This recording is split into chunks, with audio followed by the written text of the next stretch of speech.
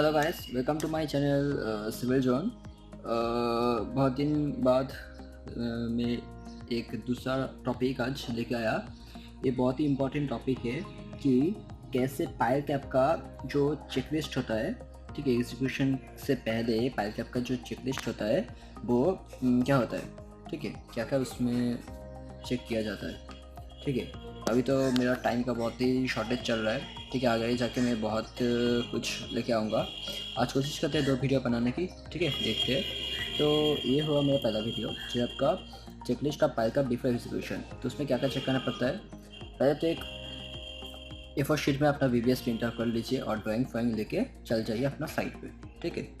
VBS पहले निकाल लीजिए और अपना ड्राइंग जो रिक्वायर्ड ड्राइंग है, जैसे पायल कैप का ड्राइंग, उसका रीइंफोर्समेंट का ड्राइंग, कॉलम लेआउट का ड्राइंग हो, अपना पोल कार्ड वगैरह हो, जो है आपका लिख के और चल जाइए साइट पे। उसके बाद उतारिए अपना पायल कैप के ऊपर जहाँ पे सरिया बांधा हुआ है, इसके ऊपर भी मैं एक वीडियो डाल दूँगा, ठीक है, क्या क्या कैसे चेक करना है ना है, ठीक है। तो पहले तो सबसे पहले रीइंफोर्समेंट डायमीटर चेक करना है कि जहाँ पे 12 का सरिया है 12 का सरिया, जहाँ पे 20 का सरिया है वहाँ 20 का, यहाँ का 16 का सरिया 16। ये है बॉटम का लेयर, ये है टॉप का लेयर, ठीक है।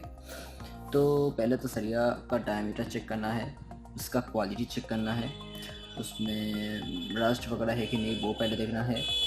सरिया अच्छी सी कंडीशंस पे रहना चाहिए, कोई बेंड वगैरह ना हो। स्टील कलर मैक्सिमम जितना हो सके रस्ट कम हो, स्टील कलर अपना रिटर्न किया हुआ ऐसा सरिया चेक करना चाहिए, मैं रहना चाहिए साइड पे, ठीक है। ये तो है। फिर आपका क्या होता है कि उसमें आपका मेक लिस्ट अनुसार ही देख लीजिए कि आपका जो BOQ पे जो मेक लिस्ट पे मेंशन है वही सरिया यूज़ हो रहा है कि नहीं, वो भी देख लीजिए आप, ठीक है। अच्छा, उसके बाद आपका आता है कि प्रिंट आउट, ये तो हम पहले बता दिया। और चेक रीइंफोर्समेंट डिटेल्स, उसके बाद क्या करना है कि रीइंफोर्समेंट डिटेल्स चेक करना है। जैसे मान लीजिए कि यहाँ पे 20 का सरिया है और ये है आपका 150 सेंटर टू सेंटर, और ऊपर वाला में आपका है मान लीजिए कि फिर ये भी आपका है 150 सेंटर टू सेंटर। तो इसी हिसाब से करते करते और आपका टोटल डायमेंशन से डिवाइड करके, जैसे मैं बहुत वीडियो में दिखा हो कि BBS कैसे बनाता है, तो इसी हिसाब से आपको क्या करना है कि कितना नंबर लगता है कि 20/5 इतना number, how much number 16/5 bottom reinforcement में कितना नंबर, ये निकालना है। मतलब तो ऑलरेडी BBS में निकल चुके हो, सिर्फ उसमें सिर्फ देखना है कि आपका और ये निकल चुके हो तो उसमें सिर्फ ये देखना है कि वो मतलब सही से साइड पे एग्जीक्यूट हुआ कि नहीं। मान लीजिए कि 20 का सरिया है आपका 25, तो साइड पे आप वही देखना कि ये 25 आ रहा है ना, उससे ज़्यादा आ रहा है ना उससे कम आ रहा है, ठीक है, ये देखना है आपको, ठीक है। उसके बाद आपका आ गया ये एल, ये जो एल है रहा है, ये अगर 900 का हाइट है तो आप इसमें 700 का हम लोग एल देते हैं। अगर 900 का होता है तो मैक्सिमम 750 तक एल जा सकता है, ठीक है, उससे ज़्यादा नहीं। 700 रखते हैं तो अच्छा होता है। तो उसको आपको 5 मीटर का टेप से मेजरमेंट करना होगा कि ये 700 है ना कितना है, ठीक है। उसी हिसाब से अपना वो कार में भी भरना हो सकता है, ठीक है। और हमेशा क्या करना पड़ता है कि ये अगर टॉप बार का एल है ऐसे जा रहा है, बॉटम बार का एल ऐसे जा रहा है, ठीक है, ठीक। टॉप बार का एल ऐसे आ रहा है, बॉटम बार का एल ऐसे जा रहा है, तो उसमें क्या होता है कि पहले देख लीजिए कि ये सही से ऐसे बाइंडिंग हो रहा है कि नहीं, ठीक है। इधर बाइंडिंग होना चाहिए, इधर बाइंडिंग होना चाहिए, ठीक है। ऐसे नहीं होना चाहिए कि टॉप बार आया ऐसे, बॉटम बार चल गया आपका स्ट्रेट, ऐसे नहीं होना चाहिए, ऐसे अंदर नहीं आना चाहिए। हमेशा वर्टिकलिटी मतलब 90 डिग्री मेंटेन करना चाहिए, ठीक है।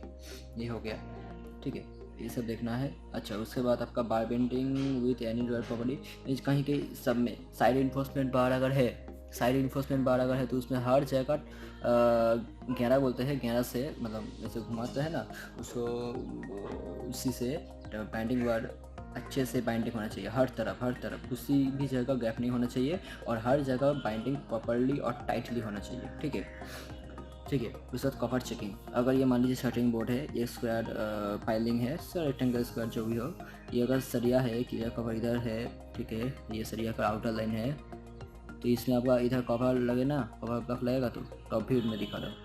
तो हर जगह देखना है कि ये 50 का और 70 का जो भी गैप होगा, मैक्सिमम सब जगह 50 का रहता है, तो ये 50 का जो कवर है हर जगह कवर ब्लॉक देना चाहिए। हर लाइन पे 2 से 3 कवर ब्लॉक, ऊपर में 3, नीचे में 3, मिडिल में 3 देना चाहिए, ठीक है, एज पर आपका डिस्टेंस, ठीक है। इसी हिसाब से आपको हर जगह कवर चेक करना चाहिए कि कवर प्रॉपरली दिया हुआ है कि नहीं। कवर हमेशा जो कंक्रीट यूज़ होगा उसी गेट का होना चाहिए, ठीक है। अभी तो बहुत कवर ब्लॉक यूज़ होता है जिसमें आपका क्या बोलते हैं, ये कवर ब्लॉक होता है, प्लास्टिक कवर ब्लॉक भी होता है, ठीक है, तो वो सब भी होता है। लेकिन हम बोलते हैं कि एकदम साइड में बना लो, M30 का गेट का कंक्रीट अगर आएगा तो उसी में से ही कवर ब्लॉक बना के रखो। अगर M30 का गेट का पाइल होगा कि M25 का गेट का पाइल होगा कि पाइल क्या होगा, ठीक है, इसी हिसाब से बना के रखो। तो कवर चेकिंग करना है, ठीक है, ये 3 हो गया। Shuttering board fixing checking. Shuttering board में कहीं भी जगह, मान लीजिए यहाँ पे कोई भी गैप नहीं होना चाहिए। पीसीसी अगर ये बॉटम है, पीसीसी के ऊपर शटरिंग बोर्ड प्रॉपरली प्लेस होना चाहिए, ठीक है, प्रॉपरली। ये अगर पीसीसी है इसके ऊपर शटरिंग बोर्ड अगर लग रहा है, ये प्रॉपरली प्लेस होना, इसमें अंदर कोई गैप होना नहीं चाहिए। अगर गैप होगा तो बालू का बस्ता हो कि कुछ भी बस्ता हो कि दे के उसको गैप को भराट करना चाहिए। शटरिंग बोर्ड का भाटीकारी में कोई भी गैप, मतलब लाइट फेंक के भी आप प्रैक्टिस कर सकते हो कि इसमें अंदर में कोई लाइट तो पास नहीं हो रहा है, तो उसमें क्या होगा कि आपको पता चल जाएगा कि इधर गैप है कि ना क्या है, ठीक है। उसको हर तरफ का गैप को मिनिमाइज़ करना पड़ेगा, नहीं तो कंक्रीट निकल जाएगा। जब वाइब्रेटर मारोगे कंक्रीट ओके। तो उसके बाद आपका शटरिंग बोर्ड चेकिंग करना चाहिए। अब शटरिंग बोर्ड का चेकिंग करने के बाद आपको शटरिंग बोर्ड का डायमेंशन चेकिंग करना चाहिए। जैसे मान लीजिए 2400 बाई 2 मीटर 800 है, तो आपको टेप से मापी करना है कि ये सही में 2 मीटर 400 है, ये सही में 2 मीटर 800 है। टॉलरेंस चलता है इसमें, टॉलरेंस 10 mm तक अलाउबल है, ठीक है। उसके बाद अगर ये दोनों अगर स्क्वायर टाइप का अगर होगा, का रेक्टेंगल टाइप का होगा, तो आपको ये 2 डायमेंशन निकालने के बाद आपको डायगोनल निकालना होता है, ठीक है, जैसे हम लोग कलम में करते हैं। तो ये डायगोनल भी आपको निकाल देना है कि ये सही में 3.6 सही आ रहा है ना क्या आ रहा है, ठीक है। अगर मान लीजिए कि ट्रायंगल बोर्ड हो, तो ट्रायंगल बोर्ड में क्या होगा कि ये है आपका बेस, ये आपका हाइपोटेनियस, ये आपका होगा फेस, ओके, और ये है आपका परपेंडिकुलर। तो आपको ये वाला लेंथ देखना होगा, ये वाला लेंथ देखना होगा, ये वाला इंक्लाइन लेंथ देखना होगा, और ये टोटल लेंथ देखना पड़ेगा कि आपका सही से एज पर डायमेंशन मैच कर रहा है कि नहीं मैच कर रहा है, ठीक है। ये वाला डायमेंशन तो दिया नहीं रहता, ये आपको निकाल के चेक करना पड़ेगा, ठीक है। Dewatering style checking. हमेशा कस्टिंग करने के पहले पीसीसी के ऊपर नीचे में बहुत जगह पानी फ्लो करता है, बहुत जगह सरिया डूब जाता है, तो हमेशा एक गड्ढा कीजिए, और पानी उसमें तब चल जाएगा। ये अगर लेवल अप होगा और ये वाला लेवल अगर डाउन होगा तो हमेशा वाटर इसमें फ्लो होगा, और इधर अप्लाई कर कीजिए, हाई पावर का मोटर लगा दीजिए, तो पानी इधर से उठते जाएगा, और पीसीसी मतलब जहाँ पे सरिया फरिया बांधा है, शटरिंग बोर्ड है पाइल कैप पे, उसमें से आपका क्या होगा कि वाटर पास कर जाएगा, वो सूखा जाएगा, उसके बाद आप आराम से कस्टिंग कर सकते हो। तो ये डी वाटरिंग हमेशा अच्छे से होना चाहिए। साइड में अगर मड्स वगैरह हो तो वो सब पाइल कैप के अंदर नहीं होना चाहिए, ठीक है। और कस्टिंग करने के पहले सीमेंट से घोला मारा जाता है। जैसे पाइल ब्रेकिंग हुआ, बहुत दिन पहले पाइल कस्टिंग हुआ है, मान लीजिए कि 3 महीना पहले कस्टिंग हुआ है, वो ब्रेकिंग करते करते रेडी करते करते और 2 महीना लग गया, ठीक है। तो ये जो 2-3 महीने का जो गैपिंग है, इसको ओल्ड कंक्रीट के साथ न्यू कंक्रीट का कस्टिंग होगा, तो हमेशा आपको क्या करना है कि कस्टिंग स्टार्ट करने पहले घोला मारना है, सीमेंट का स्लरी बना के हर पाइल का ऊपर आपको स्प्रेड कर देना है, ठीक है। उसके बाद आप कस्टिंग कर सकते हो, ठीक है। उसके बाद डिवाटरिंग स्टेटस, डिवाटरिंग अच्छे से होना चाहिए। पोर कार्ड मेंटेनिंग, पोर कार्ड एक होता है, पोर कार्ड का मैं फॉर्मेट एक बना दूंगा, ठीक है, बनना सिखाऊंगा। और उसमें क्या क्या है, चेयर कितना नंबर का लगा है, कितने टाइप का लगा है, कोई बड़ा चेयर होता है, कोई छोटा चेयर होता है। अच्छा, लिंक्स होता है, जैसे ये वाला से आपका लिंक्स होता है, ऐसे करके लिंक्स होता है, ठीक। ये लिंक्स बहुत तरीका से होता है, जैसे 6th alternative, 5th alternative, second alternative, मतलब एक छोड़ के एक, दूसरा छोड़ के एक। तो उसमें क्या होता है कि आपको काउंट करना पड़ता है, वो हमेशा पोर कार्ड में लिखा जाता है कि कितना नंबर का लिंक है, कितना साइज का लिंक है, चेयर का क्या क्या साइज हुआ, सब आपको रिकॉर्ड रखना पड़ता है। और JMR बनाना पड़ता है, मतलब JMR means joint measurement record, ठीक है। ठीक है, ड्राइंग में जनरेट कर पाना चाहिए। लेफ्ट लेंथ भी कभी कभी काउंट हो सकता है, नहीं तो अब लेफ्ट लेंथ आप बेबीएस में कैलकुलेट कर सकते हो, लेकिन बहुत कोई क्या करता है कि लेफ्ट लेंथ जो होता है एक्स्ट्रा, जो लेफ्ट लेंथ जो ड्राइंग में नहीं साइड पे ऑपरेट होता है, उससे क्या किया जाता है कि साइड में रिकॉर्ड किया जाता है। ठीक है, हाइट ऑफ रिइंफोर्समेंट चेकिंग, ये बहुत इंपॉर्टेंट चीज़ है। जैसे मान लीजिए कि 900 का हाइट है, पूरा पाइल कैप का टॉप से लेकर पाइल कैप का बॉटम तक। ठीक है, इधर बीच नीचे में आपका 75 का क्लियर कवर है, ऊपर में आपका 50 का क्लियर कवर है। ठीक है, तो आपका 900 माइनस 75 माइनस 50। ठीक है, और नीचे में आपका 20 का सरिया है और ऊपर में आपका 12 का सरिया है। अगर मान लीजिए कि आपका टेप नीचे तक पानी में अगर डूब जा रहा है, दिखाई नहीं जा रहा है, तो आप क्या कहते हैं कि ऊपर का बार में अगर पकड़े तो ये 20 का सरिया भी उनमें से माइनस कर देना, ये ऑप्शनल है। ठीक है, नहीं तो आपको ये वाला पार्ट ही अगर माइनस होंगे, टोटल हाइट से अगर ऊपर का क्लियर का और नीचे का क्लियर का माइनस हो गया 775, देखना है कि एक्चुअल में 775 है कि नहीं। अगर ज़्यादा हो गया, मतलब चेयर का हाइट अप हो गया, कम हो गया तो चेयर का हाइट कम हो गया। ठीक है, और अगर आप इस वाला बार से अगर पकड़ेंगे तो ये वाला बॉटम का बार और माइनस देना पड़ेगा। ठीक है, जो भी हो, तो ऐसे हाइट ऑफ रेनफोर्समेंट चेक करना चाहिए कि वो सही में 900 का है कि नहीं। स्टार्टिंग बोर्ड का भी एक दागी और कांटी चेक करना बोलता है कि कितना तक हमको ढालना है। जैसे पायल बोर्ड का ऐसा साइज होता है कि 1222 mm होता है। ठीक है, तो इसी हिसाब से आपको कस्टिंग करना पड़ता है कि 222 mm 220 mm छोड़ना पड़ता है। 1220 mm होता है प्लाई बोर्ड का हाइट, तो आपको 220 mm छोड़ना पड़ता है ऊपर से, अगर 1 मीटर का कस्टिंग होता तो। ठीक है, ऐसे हाइट चेक करना पड़ता है। और ये जो इम्पोर्टेंट, ये तो सबसे इम्पोर्टेंट पॉइंट है, क्योंकि ये ऊपर में बाद में भी दिखा जाएगा। कॉलम का ओरिएंटेशन चेकिंग। मान लीजिए पाइल कैप में ये है आपका कॉलम है। ठीक है, 1 2 3 4 है आपका कॉलम है। ठीक है, मान लीजिए, और ये आपका पाइल कैप है। मान लीजिए पाइल कैप में ऐसे कॉलम है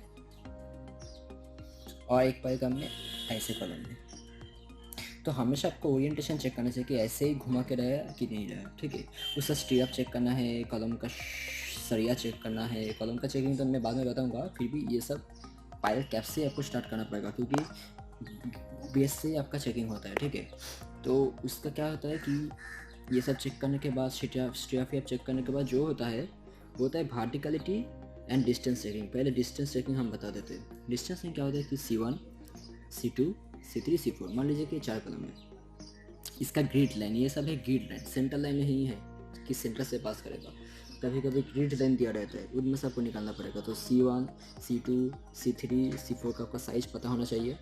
उसके बाद आप क्या करेंगे, C1 से C4 का डिस्टेंस, C1 से C2 का डिस्टेंस, नहीं तो C4 से C3 का डिस्टेंस, C4 से C1 का डिस्टेंस आपको चेक करना होगा। कैसे चेक करेंगे हम बोल देते हैं।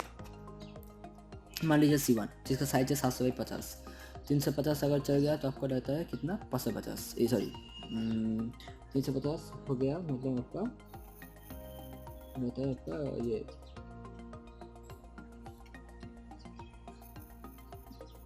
ये वाला मान लीजिए हाफ से पास किया है, तो ये वाला ज़रूरी नहीं है कि देखिए C2 आपका 900 का है तो आपका 550 रहेगा, ये आपका 350 रहेगा। ठीक है, ये तो ड्राइंग में ऐसा है। ठीक है, ये क्या हो रहा है कि मुझे एक्चुअल लेंथ क्या निकालना है,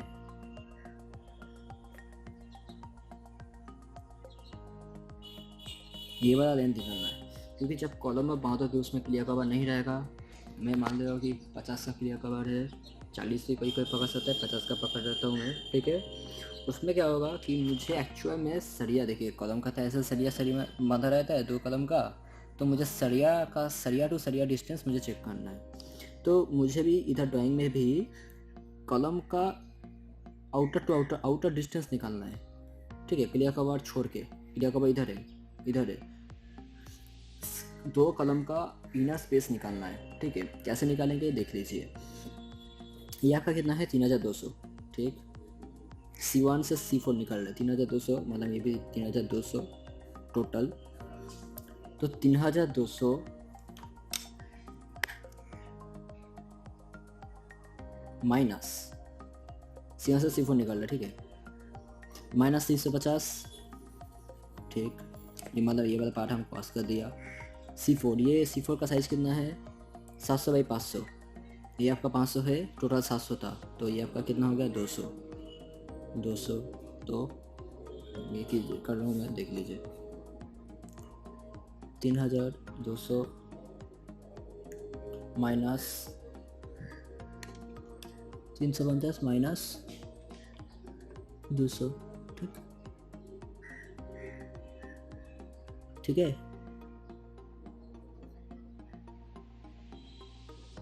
2650, तो ये आपका आ गया 2650। ये आपका है कॉलम का इनर से इनर, मतलब आउटर डिस्टेंस, ठीक है। मतलब कॉलम का अंदर में जो डिस्टेंस है, दो कॉलम का बीच का डिस्टेंस। तो आपको क्या होगा कि इस सरिया तक आपको पहुंचना है, मतलब इधर में 50 ऐड करना पड़ेगा, इधर में 50 क्लियर कवर। तो 40 होगी 50, मैं 50 ऐड करता हूँ, ठीक है, सेफ साइड रहने के लिए। क्योंकि टॉलरेंस का जो IS कोड में लिखा है ना, टॉलरेंस +0 mm, ठीक है, सॉरी +10 mm लिखा हुआ रहता है, ठीक है, माइनस में नहीं। तो मैं प्लस में 50 जो कर, तो मैं 2750 आपको चेक करना है कि ये दो कॉलम का डिस्टेंस 2750 है कि नहीं। अगर 2750 रहेगा दैट मीन्स कॉलम का पोजीशन एकदम परफेक्ट है, ठीक है, एकदम परफेक्ट, ठीक है। अभी आ जाता है इसमें, ठीक है। इसमें अब देखिए C1 से लेकर C2 से C2 का डिस्टेंस कितना है, 4280। Grid line to grid line का डिस्टेंस है 4280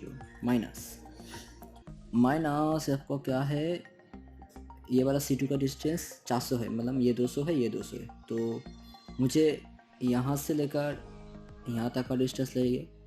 तो ग्रिड लाइन मेरा टोटल अंदर से अंदर तक मेरा 4280, ये वाला 200 काट देता हूँ में से, और ये वाला हमको पता करना है। ये वाला कितना है, देखिए 125 है, लिखा हुआ रहता है 125, दे दिया मैं 125। तो माइनस कीजिए 4280 माइनस 200 माइनस 125, 3955 प्लस में एक्सेप्ट कर लो क्योंकि क्लियर कवर। तो 4055 आपको देखना होगा कि इसका डिस्टेंस है कि नहीं। अगर 4055 ये दोनों का डिस्टेंस है, इसका मतलब कॉलम का डिस्टेंस एकदम एक्यूरेट है, ठीक है। और आपका जब ये होता है आपका डिस्टेंस है कि ये बहुत ही इंपॉर्टेंट होता है। ये बाद में भी मैं दिखाऊंगा, जब कॉलम का जब चेकलिस्ट बनाऊंगा वो भी तब हम दिखाऊंगा, ठीक है। कोई फिर डायगोनल भी चेक करता है, ठीक है, डायगोनल भी चेकिंग चलता है, कोई कुछ जगह नहीं होता है लेकिन कुछ जगह अवेलेबल है, ठीक है। इसका आपको ये परपेंडिकुलर स्क्वायर, बेस स्क्वायर का हाइपोटेन्यूस स्क्वायर के पाइथागोरस थ्योरम से आपको निकालना पड़ता है, ठीक है। और वर्टिकलिटी चेक वो भी आपको हम कॉलम में दिखाऊंगा, फिर भी मैं बता देता हूँ। कॉलम का जो सरिया होता है उनमें से आपका प्लम्बर छुड़ा जाता है, ठीक है। एक कांटी रहता है हॉरिजॉन्टल, उसको थोड़ा सा एकदम 1 से 2 mm का गैपिंग में, अगर कॉलम का सरिया है इनमें से 1 mm की 2 mm का गैपिंग में प्लम्बर झुलाना पड़ता है, ठीक है, ठीक है। तो इनमें से क्या होता है, 2 mm 1 mm गैप क्यों रहता है, ताकि वो प्लम्बर फ्रीली रोटेट हो पाए हर तरफ, ठीक है। तो ऊपर में अगर आप 1 mm छोड़ा तो नीचे जाके प्लम्बर भी आपका 1 mm ही छूटेगा, ठीक है। नीचे जाके आपका प्लम्बर भी 1 mm, मतलब इधर का जो डिस्टेंस है, बीच का डिस्टेंस और एकदम एंड का डिस्टेंस है, एकदम ये वाला डिस्टेंस एकदम एक्यूरेट होना चाहिए, ठीक है, एकदम एक्यूरेट। और ये अगर सटा हुआ रहेगा मतलब प्लम्बर भी आपका सटा हुआ रहेगा, ठीक है। ये होता है आपका वर्टिकलिटी चेक की कॉलम एकदम परपेंडिकुलर है कि नहीं, ठीक है। ये थोड़ा सा मेरे को पता है कि गंदा हो गया थोड़ा सा, ठीक है।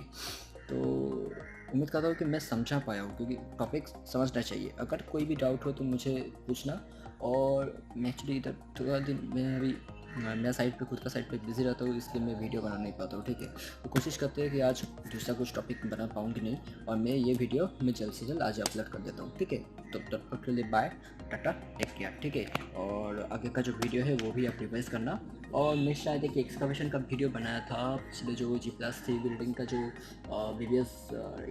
बिल्डिंग का डिटेल्स बना रहा था। तो उसमें क्या हुआ कि उसमें हमको ये करना है कि सही करना है, थोड़ा सा एक्सकवेशन का मॉडिफाई हम करेंगे, कुछ हो जाएगा, ठीक है।